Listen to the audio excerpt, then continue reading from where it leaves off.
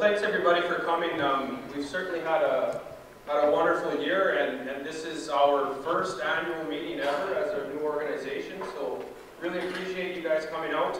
I'd also like to extend a thank you to Keith and UFA. That type of support that we've had, you've noticed that the organization has been growing quite a bit, and what I've realized now is that with the support from ACPC and UFA and the groups that are really funding the extension portion of our business, that's the money that allows us to put on the events and the conferences and the field school, it's actually become really what I would consider our stable funding.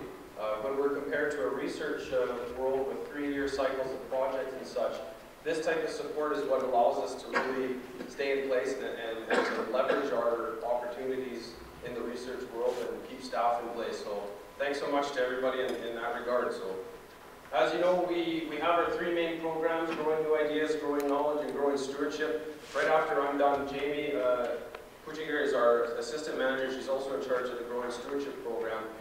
She's going to give a short presentation on some ideas and some things that we're trying to develop on the stewardship side of things. So briefly what I'm going to talk about is a quick little year in review. I think at the front there was a 2-page annual report. We don't like getting into the practice of creating a 140-page annual report that nobody likes to read. All of the information that we ever have is on our website as well, and if you're ever looking for any more information, certainly give us a shout. There was also a nice little brochure on sort of the upcoming field events that we have planned so far.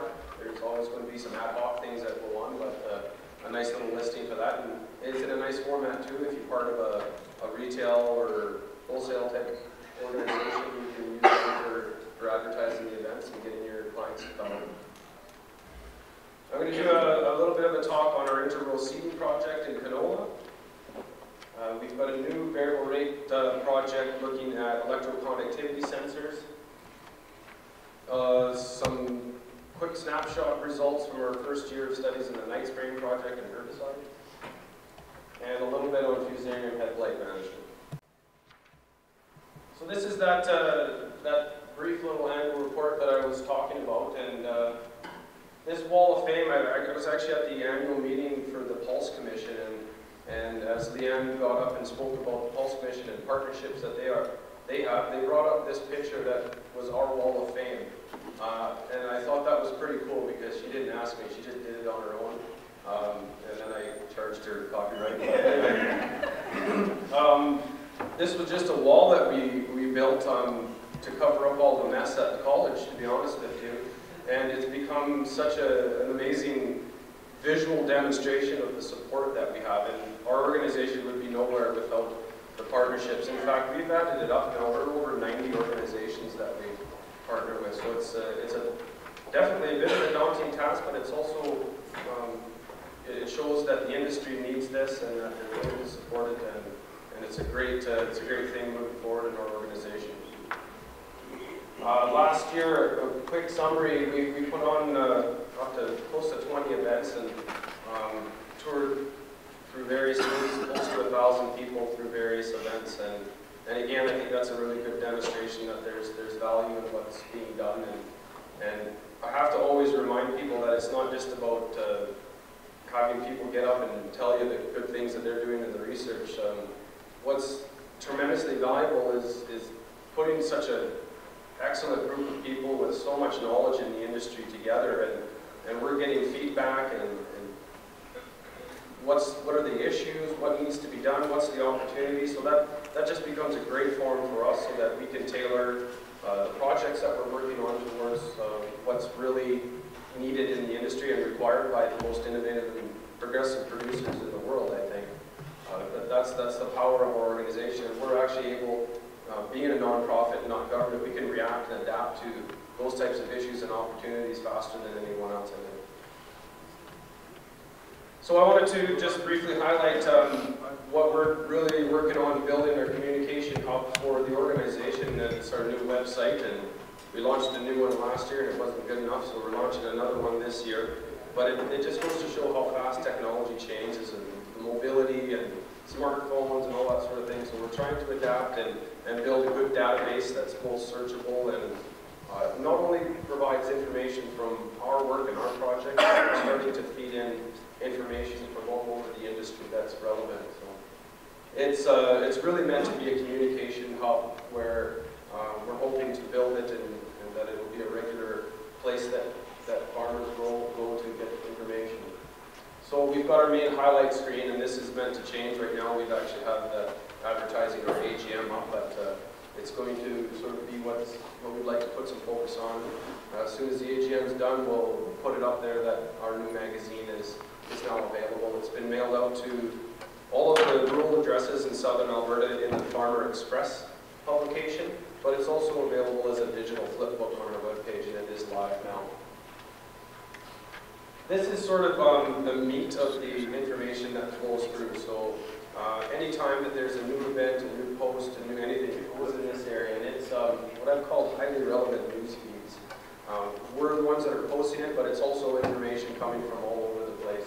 And we're creating no more than 20 categories, but it will be searchable, it will be there forever, and hope to build it into a resource that's practical for everybody.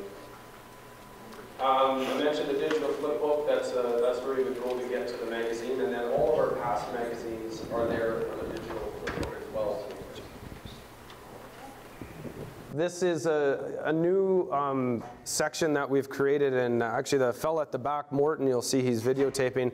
We've been trying to do this for a little while, capturing all of our events.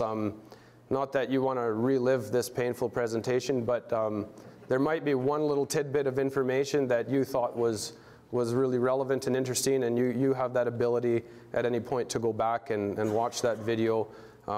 Maybe Ross will say something funny, and you'll just want to rewind and watch out. Sorry, Ross, we're taping today. No jokes today. You could say jokes, but anyways. The other thing that we're doing, Farm TV has been really supportive of our group in helping us capture this digital information, and we're trying to start a weekly, basically it's a video blog, so whenever I have anything that I think is relevant and interesting, we're going to do a bit of a blog, 4 or 5 minute type thing, so we're looking for weekly posts there so you can catch up on what I'm thinking, if you care. Of course, the event section ends up being a really popular place just to find out when the events are and how to register and all that sort of stuff. Down here, you can't see much of it, but this is an RSS feed. So what we're doing is bringing in information from a lot of other sources like Real Agriculture, ACPC site, and as many different relevant sites that are putting out good information. It's all being fed into it, and that's where it really ends up being a communication hub. And vice versa, we'll be generating RSS feeds of our sites so that other websites or other can get our feeds as well. And we've got our tweets from the field that, how many of you guys are on Twitter now? So about 3 years ago, I don't think anybody would have put their hand up, and that's been a growing phenomenon in the social media side of things. And it's been pretty interesting. Every event that I go to, I meet another 10 people that I originally met on Twitter. So it's a great social tool, but it's also a great tool to get information. I've found out about events and webinars and lots of different information through Twitter, and you don't have to use it all the time. You just sort of look at it when you're bored, or so you like. Andy's looking at his Twitter feed right now. So. I don't have Google glasses. So this was that brochure that I mentioned on our upcoming events. In partnerships with Alberta Agriculture, we're continuing the crop walks. We sort of just put aside, as usual, every Thursday in June, and they're kind of ad hoc. We'll talk to all of the researchers and see what's interesting and what's worth looking at that time. Our field school, we did move this into June, and a lot of it was sort of conversations with Ross too, that it seemed like a better time of year right at the end of June to look at things. Hopefully spraying is just about done, but the crop stages that we're at are a little bit more ready, and try to catch people before they go on their holidays. So we've got 3 days booked on June 25th to 27th, and our theme this year is basically everything underground. We always go to the crop walks and focus on above ground growth, so we're going to look at below ground insects and diseases, and of course some nutrient type things. I think we've even got a speaker from Australia that's specializing in root pathogens with the help of Kelly Turkington. So we're going down under for this year's field school. I'm not going to talk about the bus tour because Jamie's going to talk about that. She's been organizing that, and Kent mentioned it as well, going down to Montana. We've got a Medicine Hat field day tentatively booked for July 18th, and then a disease crop walk August 1st. So I'm going to move on to the inter-row seeding project, and I apologize if you've seen this before. We've been presenting around a little bit this information, but you know, it kind of came up just a little bit before that the whole controlled traffic thing came in, because that's one component that they've been toting as a really interesting thing with controlled traffic, is the ability to do inter-row seeding. So that's just seeding your crop in between last year's stubble row, and there's a couple ways you can do that. You're using GPS guidance, or you're just you're a laser row crop farmer, or you've got the seed hawk type of thing. So we're taking the GPS route, and we looked at canola in particular because it's a shallow seeded crop, and you know, it's a big money maker right now, and there's always issues with you know, mortality with canola seed. So we thought we would take a quick look at that. What we did is we used two different openers. We had a pillar laser disc opener, so that's a rather low disturbance side banding opener, and then we had a stealth paired row opener, so a little bit more disturbance shank opener and rigid frame, so it doesn't have that independent depth control. And we struggled with honestly the treatments, but we figured since everybody's using guidance these days for the most part, we would look at 3 placements. We did our best to seed inter-row. We did our best to do on-row, so basically we would line up the openers right on the stubble row and snap a guidance line and do our best to stay right on top of that row. In fact, we were even playing around with nudging and such, but as hard as we tried, we weren't super effective at getting everything on the row, but we did see some significant results. And then our check was essentially just drive up and seed, and we were using guidance, so last year's stubble would have been seeded on guidance, and then the same spacing. We got about a 9.5 inch row spacing.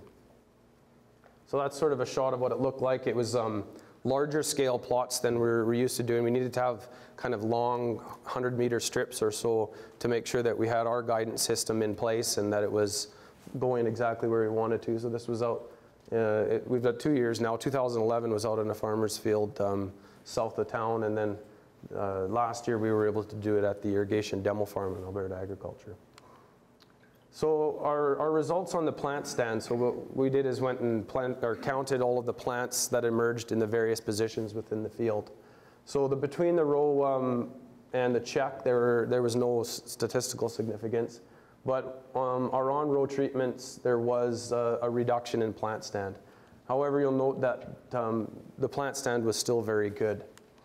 So that worked out to a 9% reduction compared to the check, and 13% reduction compared to the between the row treatment. So seeing a bit of a treatment effect, and that's just the number of seeds that basically survived. 2012, we saw actually more of a dramatic effect.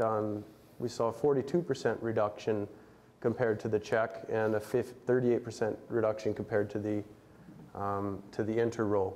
And then the blue and the red are just the hole in the disc. So that's getting to be quite significant. That's accounting for 40% seedling mortality, and I don't think canola seed is super cheap right now, but that might make a difference. And keep in mind, this only means if you're going out there and seeding all of your crop right on top of that row, this is maybe the improvement you might see if you went into row. But we've also found that without trying, we're doing a good job seeding into row as it is. Our yield results were less than stellar. Both years you'll note that even on the reduced plant stands, that they were still within the realm of decent plant stands. And canola is a very plastic plant, and that being the case, we saw no significant yield difference. And that's really where it's probably going to pay the most. Certainly, I think we've demonstrated that seeding in between the row is better than seeding on the row. However, we've also seen that the current practices that are generally out there, we're probably in that 80 to 90% interrow just by chance and by probability. So is it worth going to a high grade system to improve on 10% of your seeding? I don't know. What we did find and what we weren't looking for that I think is more significant was an improvement on yield with the disc opener compared to the hoe. And I think this has, speculating, but this has a lot to do with the difference in independent depth control that disc opener has versus the shank. So likely better seed to soil contact, better control of the depth, even though our emergent counts were pretty similar. So 2011, that was a 5 bushel improvement on the disc, not the hugest yields, but that worked out to 16%. 02 was only a 2 bushel increase, but at that bushel rate, that's still an 8% increase. So just kind of an interesting tidbit of information that we found out when we weren't really looking for it. Maybe what we should have been looking at is something totally different. Any questions on the interrow seeding? Yes, sir. Do you think those results would move over to cereal grains? You know, we played around more on the demo side of things with cereal grains, and I'm not so sure. There's still, I think, some things to be learned. And if you're walking out in the field, especially in canola, you'll notice that whenever you're seated on the row, lots of times you'll see a plant reduction, a growth reduction, a little bit less green. That could be nutrient tie-up from the root mass. It could be pathogen type things. So I do believe that it's always beneficial to have as much off of that root mass as possible. I think there could be some potential in the winter cereals, particularly. I'm not so sure that it's going to be as beneficial in the deeper seeded crops, but there's probably room for some study there. Yeah, and just wondered in terms of going perpendicular or parallel to the stem length differences there? Well, when we first started playing around with the idea, we were comparing it to perpendicular, and with the openers that we tend to have, the perpendicular actually almost looks like interrow seeding when you've gone through there. So in effect, I think it's about keeping as much seed off of that seed row, and by doing it perpendicular, especially if you've got a narrow row spacing, you haven't spread it out too far, you're probably, again, if you evaluated the percentage of seeds that are not on that row, it's probably pretty high. So I think that it's probably still a good option. The other option that I've heard a lot of people are quite happy with is just offsetting their angle a little bit, even 5 degrees, and that helps keep, especially on a shank opener. If you've ever gotten on top of a seed row before and you start dragging it, then you start pulling up lumps and residue mats, but if you just offset it by a few degrees, that avoids that situation.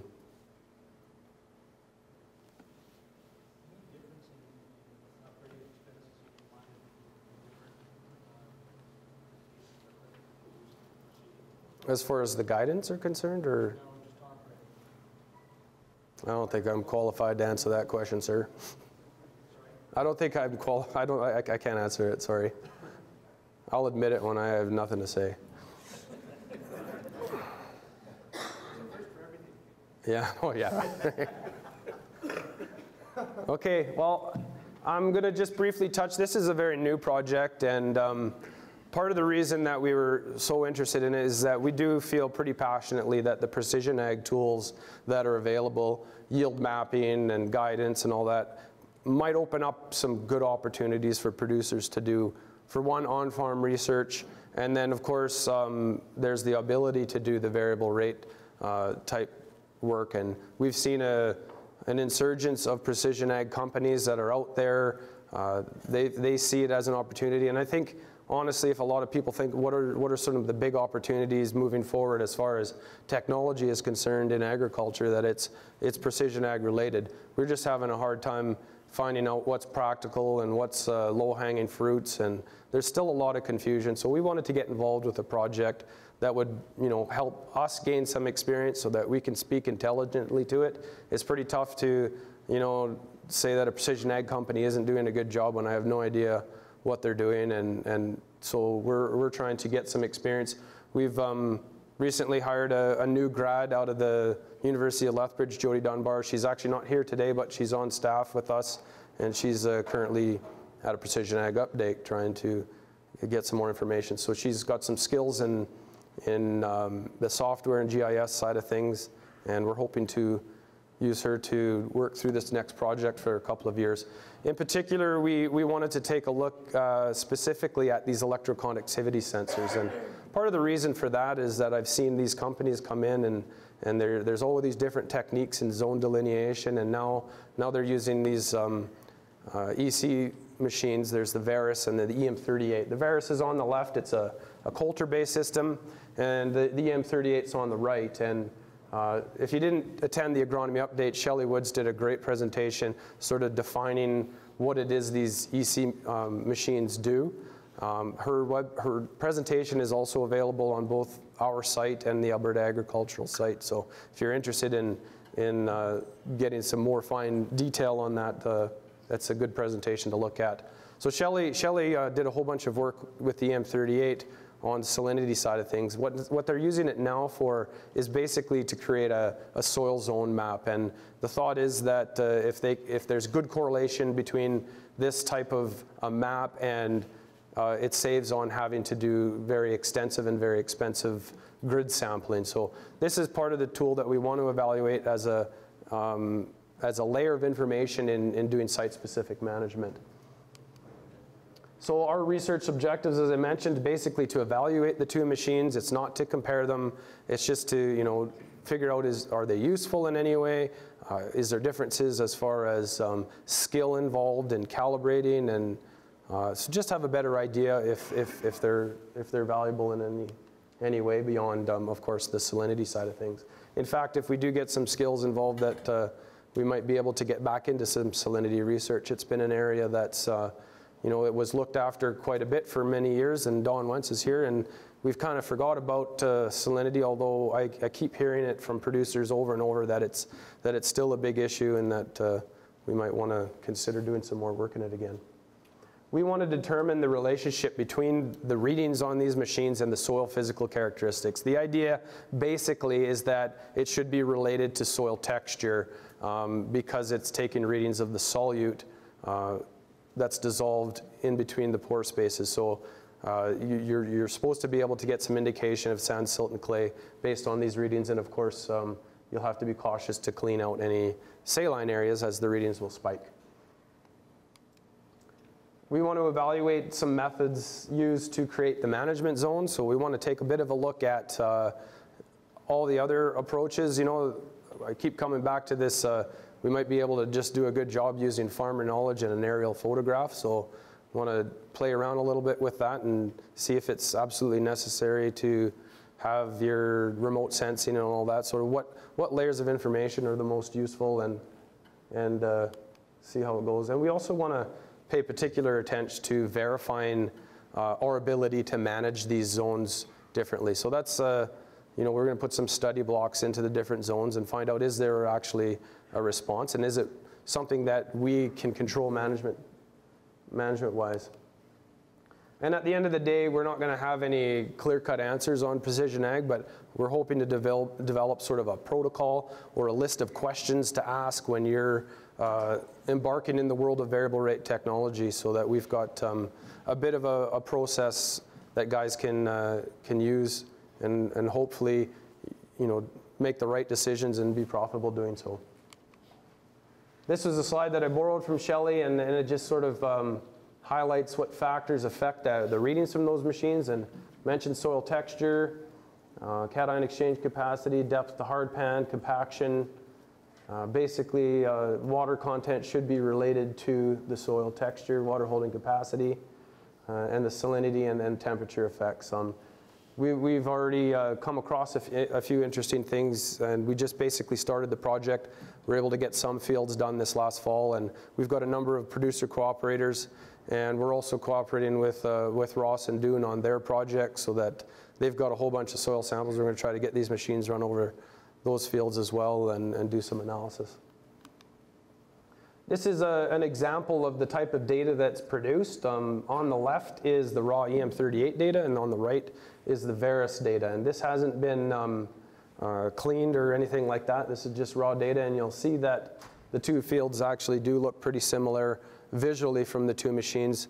They do both measure electroconductance. However, they're different types of approaches that they do.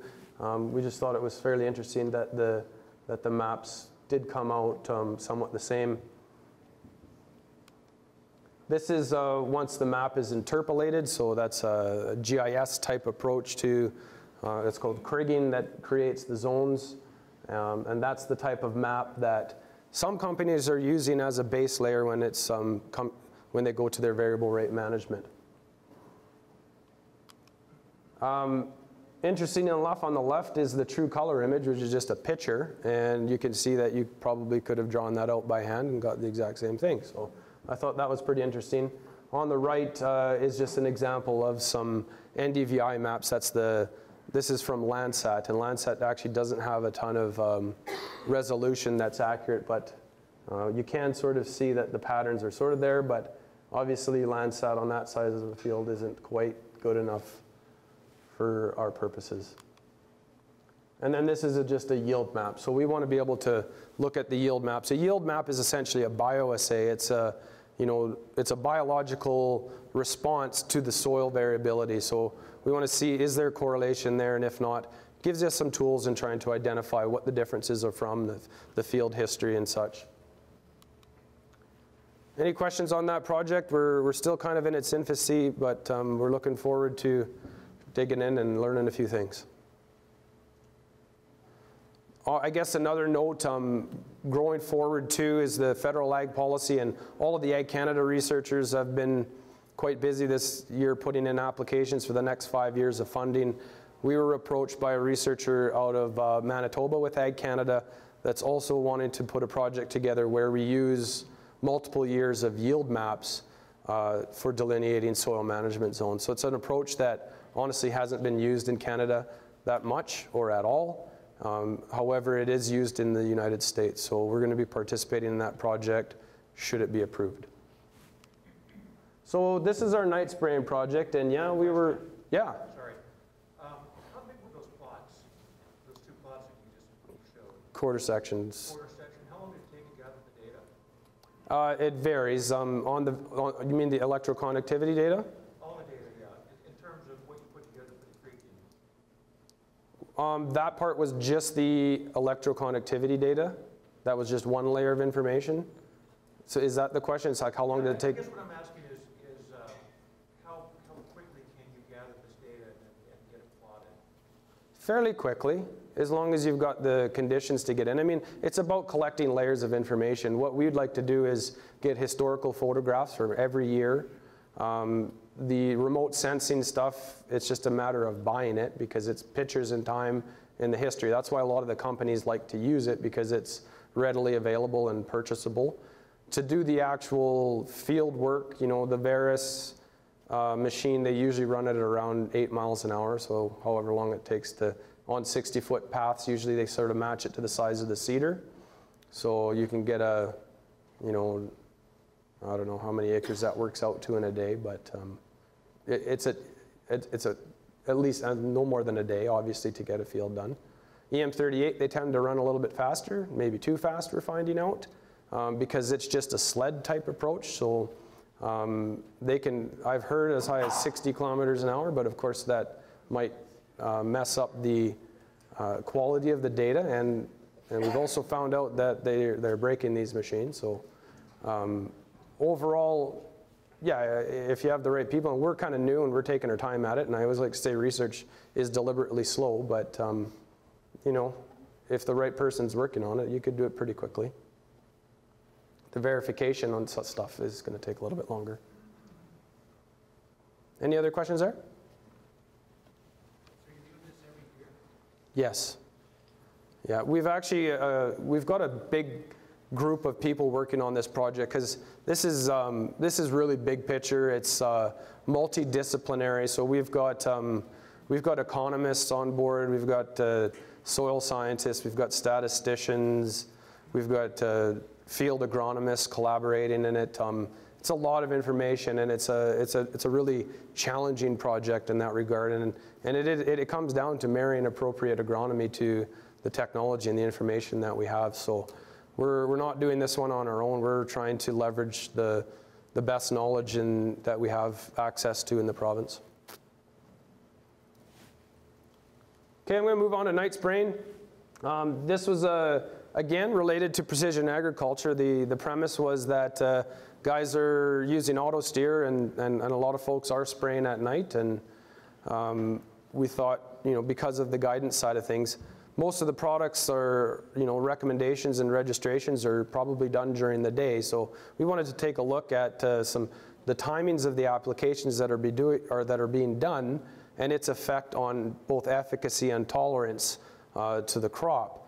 And we devised a couple of studies, a pre-seed burn down trial and an in-crop trial.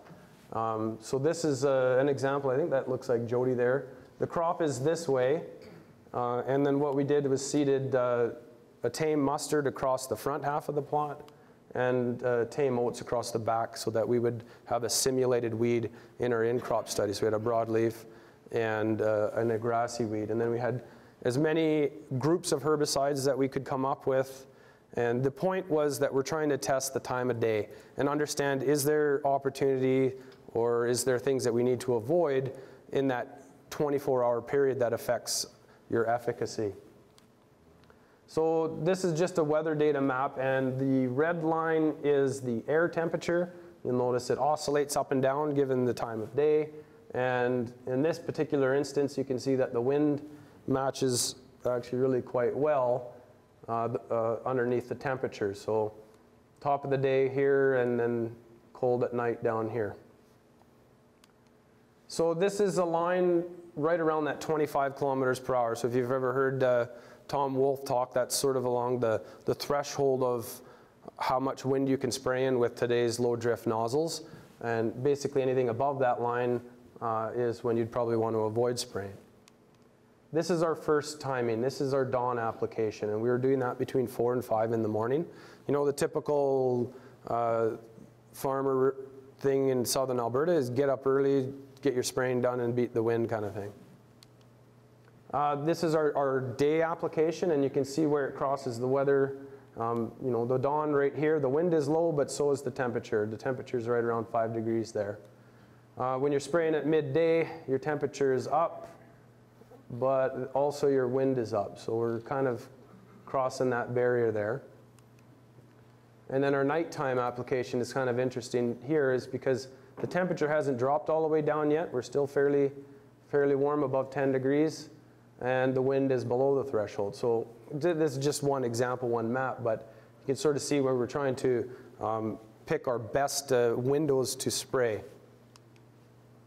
The results that we came across, and we'll have to emphasize the fact that this is just our first year's experience, and there's a lot of factors, the environmental factors. We did a couple of different seeding dates just to get us different environmental conditions that we're spraying, but I have to admit the results that I saw were quite striking, and I didn't expect to see that dramatic of a difference in effect. So I'm pretty interested in following the project for the next 2 years to see what happens. What I'm showing is just the results from our Lethbridge trials at this point. We did have a couple of sites in other parts of the province, one up in the Peace River area and one in the Bonnyville area. So this is our pre-seed burn down trial. This is our weed control rating 7 to 14 days after spraying. We separated out the glyphosate component with some of the tank mixes so that we'd be able to determine if the difference in effect was due to the Roundup or due to the tank mix.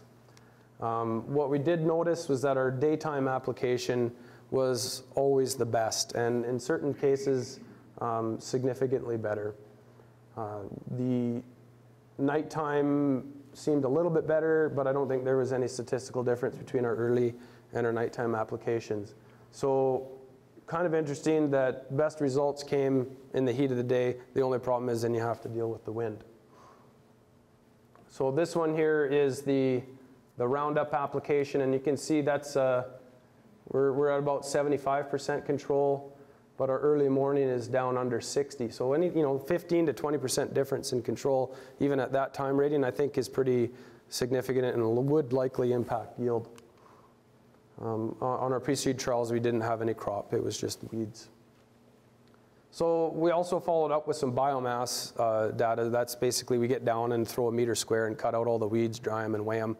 And the biomass data definitely correlated well with our visual ratings. Our check here was the most amount of weeds. Obviously, it wasn't sprayed. But then we look to our early applications now, and we've got elevated biomass in all three cases. And that coincides with worse weed control at that early spray time. So kind of interesting. I guess what it does is sort of demonstrates the fact that we might have an opportunity to fine-tune our spray applications and maximize efficacy. The Liberty one was quite drastic this year, and I'm not sure, I mean, the Bayer guys aren't going to be promoting Liberty at night. It's a contact herbicide meant to be sprayed at night, except for Don, of course. You might have some different reasons for that, but we can talk later. In this case, you can see that these are, the blue is the mustard and the red is the oats, but this is our daytime application. This is our visual rating. Our early application drops very significantly. In this case, our night application was even lower, and those were all statistically different.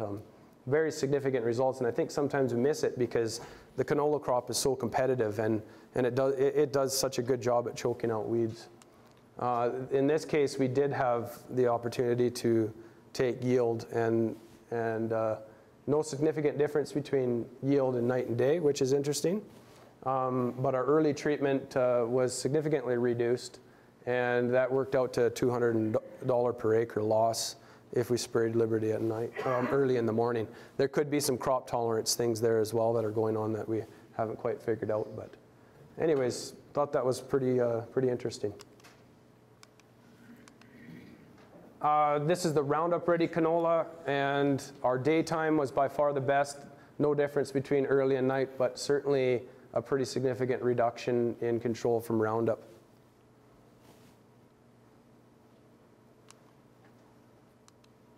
And that's just a visual. This one actually happened to be our Odyssey treatment. Our day, this is the mustard plant, was drying up and dying quite faster than the night and the early. Any questions on the night spraying for now? Yeah. I just wonder, did you notice any difference? Did you ever happen to hit a day where it was dead calm and you could spray during the day when it was dead calm? And how did that change compared to a day when you're spraying when it was, say, 25K? I couldn't tell you off the top of my head because we were getting up at odd hours of the night and my memory's a little fuzzy now, but we certainly do have a wide range of different environmental conditions, but I couldn't really speak to that at this point. I do remember we came across some pretty significant dews. Yeah. Generally, coverage is a bit of a problem, especially in a dense canopy if there's no wind, right? Like you need a bit of wind. Oh yeah, yeah. Coverage, so I'm just wondering if maybe it's part of the advantage of spraying during the day is you have a bit more wind. Yeah, I don't know that, from my memory and what I participated in the spraying, we never had a perfectly dead calm, and certainly that's a concern on the night spraying side of things too. We want to be a little bit cautious on the risk of inversion there, but I don't think this year we had come across that situation yet. Yeah. Anybody else? I feel like I've talked too much and I want to get out of here quickly, so. Fusarium headblight, we did finish off a 3-year sort of field scale, more of a demonstration project than anything, but certainly we've learned a lot about Fusarium and its impacts in southern Alberta. We've got one final year of data that I haven't been able to summarize yet and include in this presentation, but I'm sure you've heard the story. The big concern with Graminearium is the dawn, except that I talked to somebody yesterday who was at the meeting about shipping wheat down into the States. They don't even know what dawn is. So I guess if you have some dawn-infested wheat, ship it down south. But watch out for ergot. They don't like any. The major control strategies that have been talked about, of course, are rotation is a big one.